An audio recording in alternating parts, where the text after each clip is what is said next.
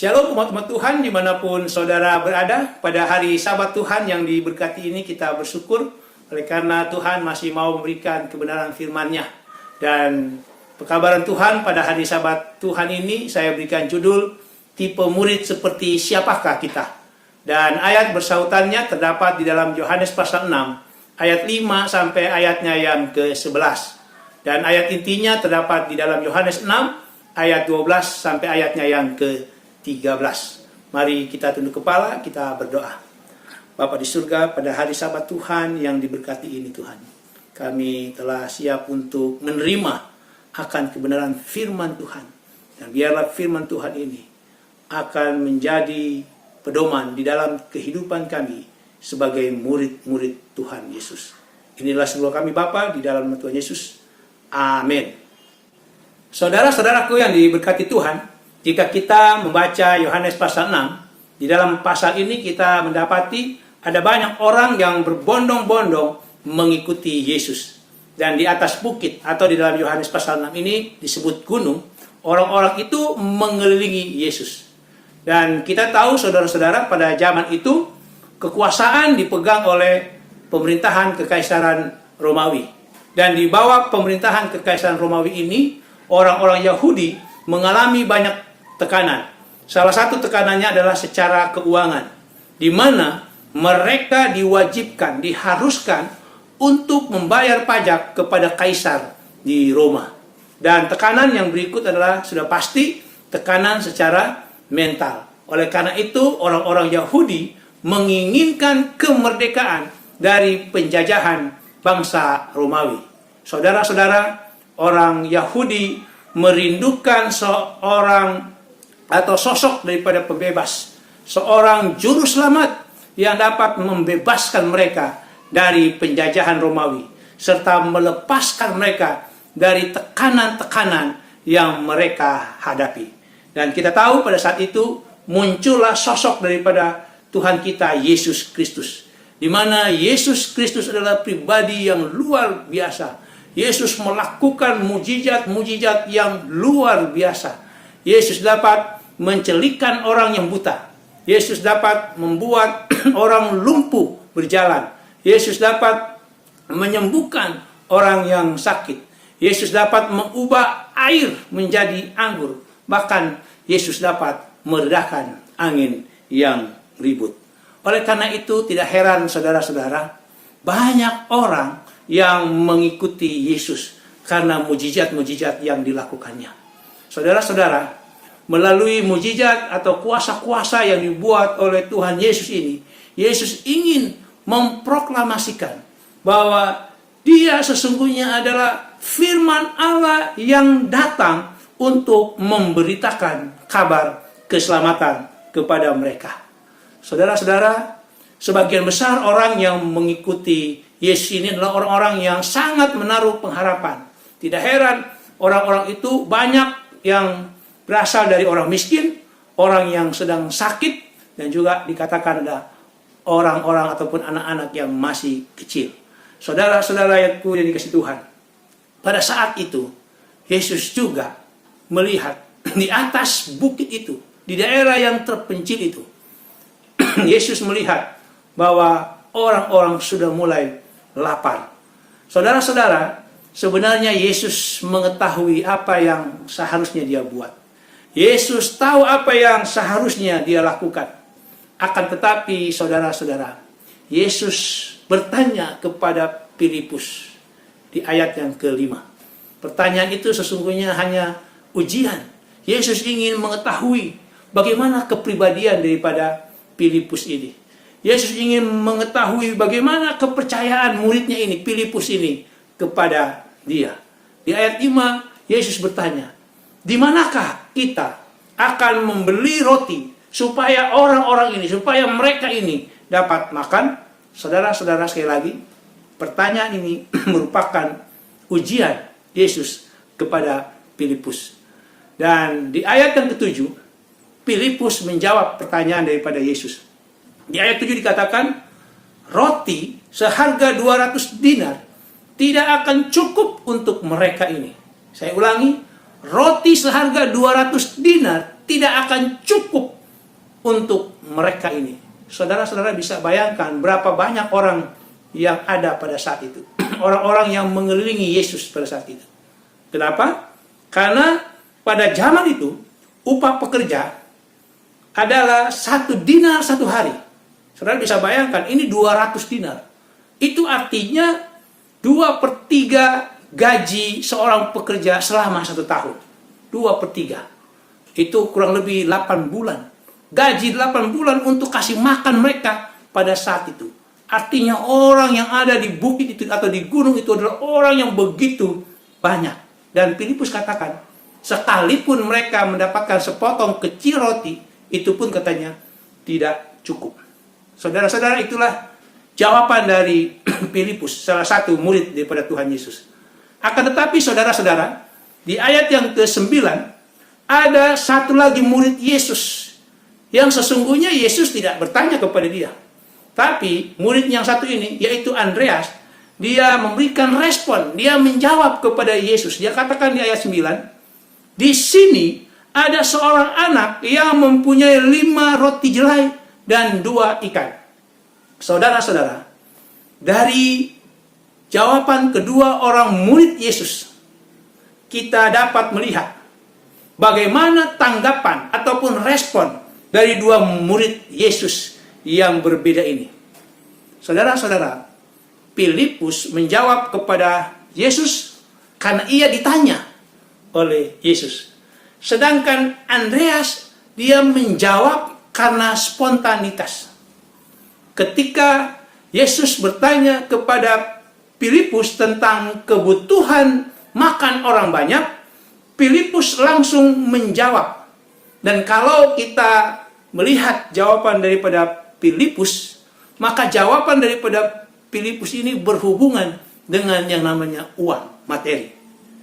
Filipus langsung menghubungkan pertanyaan Yesus dengan uang.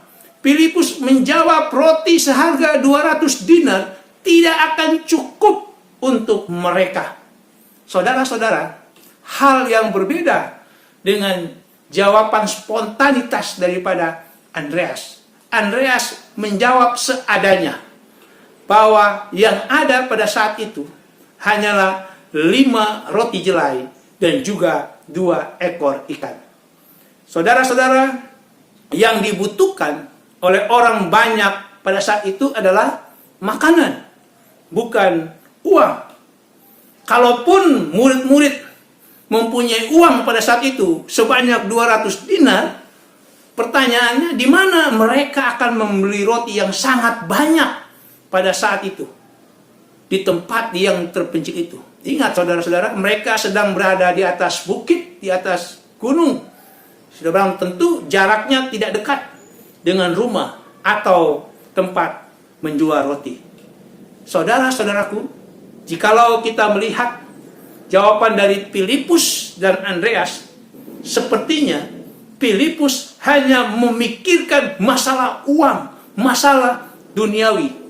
Sedangkan Andreas memikirkan tentang bagaimana menolong orang banyak itu, walaupun hanya dengan 5 roti jelai dan juga 2 ekor ikan. Saudara-saudaraku yang diberkati Tuhan, yang dibutuhkan oleh orang lapar itu adalah makanan, bukan uang. Ya. Memang uang dibutuhkan untuk membeli makanan. Akan tetapi saudara-saudara, tidak selamanya uang itu dapat menyediakan segala sesuatu. Saudara-saudara, ada sebuah ilustrasi di mana ada seorang yang kaya, dia sedang mengadakan perjalanan dengan kapal pesiar. Dan orang kaya ini dia membawa uang yang banyak di dalam tas kopernya. Dan pada suatu saat di dalam perjalanan itu, datanglah badai dan angin menerpa kapal yang orang kaya itu tumpangi. Dan pendek cerita, saudara-saudara, orang kaya ini dia memohon pertolongan dari seorang juru mudi kapal tersebut. Tetapi juru mudi itu juga harus menyelamatkan dirinya sendiri. Di mana mereka harus berusaha bertahan hidup dengan berenang untuk menyelamatkan diri mereka. Akan tetapi saudara-saudara, rupanya orang kaya ini dia tidak dapat berenang. Dan akhirnya dia mati tenggelam dengan koper tas yang berisi uang itu. Saudara-saudara, uang tidak dapat menyelamatkan orang kaya itu. Uang tidak selamanya menyediakan segala sesuatu. Uang tidak selamanya dapat menyelesaikan segala sesuatu. Saudara-saudara, kembali kepada cerita di dalam Yohanes pasal yang ke-6. Dari respon Filipus dan juga Andreas, kita bisa melihat bagaimana kedua murid daripada Tuhan kita Yesus Kristus. Saudara-saudara, mereka sama-sama murid Tuhan Yesus, tetapi pribadi dan respon mereka berbeda terhadap pertanyaan yang diajukan oleh Tuhan Yesus. Saudara-saudara, mari kita lebih lanjut melihat kepribadian dari dua orang murid Yesus ini, Filipus dan juga Andreas. Kalau kita melihat di dalam Yohanes pasal 14, ayat 8 sampai ayat yang ke-10, kita dapat melihat bagaimana pribadi daripada Filipus. Di dalam ayat tersebut kita melihat Filipus ini dia tidak mengenal atau dia bertanya bagaimana Bapa itu. Padahal Filipus sudah hidup sekian lama bersama dengan Tuhan kita Yesus Kristus. Jadi saudara-saudara, di dalam ayat ini kita bisa melihat bahwa Filipus dia lambat dalam menanggapi atau memahami kebenaran bahwa sifat dan juga tabiat daripada Yesus Kristus ini adalah gambaran daripada sifat maupun tabiat daripada Bapa di surga. Lalu di dalam Matius pasal 4 ayat 18 sampai ayat yang ke-20, di situ kita bisa melihat kepribadian daripada Andreas, di mana Andreas cepat menanggapi panggilan daripada Tuhan Yesus. Jadi kalau kita baca di dalam Matius pasal 4 ini, Yesus sedang memanggil orang-orang untuk menjadi muridnya. Ada Simon Petrus di situ, ada Yakobus, dan termasuk di situ ada Andreas. Saudara-saudara yang dikasihi Tuhan. Jadi dari dua pasal ini, Yohanes pasal 14 dan juga Matius pasal yang keempat, kita bisa menyimpulkan kepribadian daripada Filipus dan juga Andreas. Jadi kepribadian Filipus itu, yang pertama dikatakan dia kurang memikirkan kebutuhan orang banyak. Dia selalu menghubungkan sesuatu dengan uang. Dia masih berpikir tentang keduniawian. Lalu yang kedua, Filipus itu dia lambat menanggapi dan memahami kebenaran bahwa Yesus dan Bapa itu adalah sama. Lalu pribadi daripada Andreas. Yang pertama dikatakan tadi di Yohanes pasal 6, dia adalah seorang yang peduli dan memikirkan kebutuhan orang banyak. Dia cepat berinisiatif untuk menolong orang lain, walaupun yang dibutuhkan itu tidaklah cukup. Lalu yang kedua dikatakan, pribadi Andreas, di dalam Matius pasal 4 tadi, dia cepat menanggapi panggilan dari Allah. Itulah dua sifat dari murid Tuhan Yesus, Filipus dan Andreas. Saudara-saudara, Yesus melakukan mujizat memberi makan 5.000 orang. Yesus ingin menunjukkan bahwa dia adalah yang maha kuasa, omnipotent. Dan dia juga ingin menunjukkan bahwa dia adalah yang maha tahu, omniscient. Saudara-saudara, dengan mengadakan mujizat tersebut, Yesus ingin mendidik pribadi Filipus dan juga Andreas. Filipus yang masih berpikiran tentang hal duniawi serta lambat menanggapi kebenaran, Tuhan didik bahwa tidak selamanya uang itu dapat mencukupkan seluruh kebutuhan manusia. Yesus mengadakan mujizat untuk memberi makan 5.000 orang, itu dilakukan tanpa uang sepeser pun. Lalu Yesus juga ingin mendidik Andreas. Yesus ingin mendidik supaya Andreas ini dapat diubahkan. Dia melihat bagaimana Yesus mengubah kekurangan yang ada menjadi suatu kelimpahan. Seperti ayat inti kita katakan di dalam Yohanes pasal 6, ayatnya yang ke-12 dan juga ayat yang ke-13. Dan setelah mereka kenyang, Yesus berkata kepada murid-muridnya, "Kumpulkanlah potongan-potongan yang lebih, supaya tidak ada yang terbuang. Ayat 13. Maka mereka pun mengumpulkannya dan mengisi 12 bakul penuh dengan potongan-potongan dari kelima roti jelai yang lebih setelah orang makan. Saudara-saudaraku yang dikasihi Tuhan, dari kisah tersebut kita bisa melihat bahwa mujizat yang Yesus lakukan mendidik Filipus bahwa tidak selamanya uang dapat memenuhi kebutuhan manusia.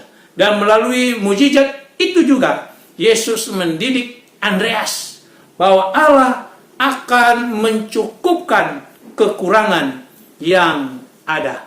Saudara-saudaraku yang dikasihi Tuhan, kita percaya juga bahwa melalui mujizat yang kita alami maupun kehidupan yang kita hadapi sehari-hari, sesungguhnya Allah juga sedang mendidik saudara dan saya melalui hal-hal agar kita semakin serupa dengan Dia dan memiliki pola pikir seperti Yesus. Saudara-saudara, tipe murid seperti siapakah kita? Apakah kita seperti Filipus ataukah kita seperti Andreas? Demikianlah firman Tuhan pada hari Sabat ini. Kiranya boleh menjadi berkat bagi kita semua. Tuhan Yesus memberkati kita. Amin. Mari kita tunduk kepala, kita berdoa. Terima kasih Tuhan. Pada hari Sabat Tuhan ini, kami boleh diingatkan, walaupun kami sudah menjadi murid-murid Yesus seperti Filipus dan Andreas, tetapi kepribadian kami masih perlu dididik oleh pelajaran-pelajaran yang kami boleh dapatkan melalui kebenaran firman Tuhan. Biarlah melalui kebenaran firman Tuhan pada hari Sabat ini, kami boleh lebih menaruh iman pengharapan kami, dan kami boleh selalu bergantung hanya kepada Yesus saja. Inilah semua kami Bapa, di dalam nama Tuhan Yesus. Amin. The world has ever known, above all wealth and treasures of the earth, there's no way to measure what you're worth. Crucified, laid behind a stone, lived to die, rejected and alone, like a rose trampled on the ground. You took the fall and thought of me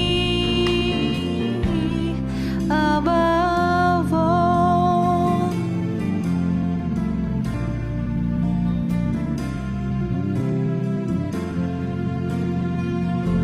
Above all powers, above all kings, above all nature and all created things, above all wisdom and all the ways of man. You were here before the world began. Above all kingdoms, above all thrones, above all wonders the world has ever known, above all wealth and treasures of the earth, there's no way to mention what you're worth. Crucified, laid behind a stone, you live to die, rejected and alone, like a rose trampled on the ground. You took the fall and thought of me above all.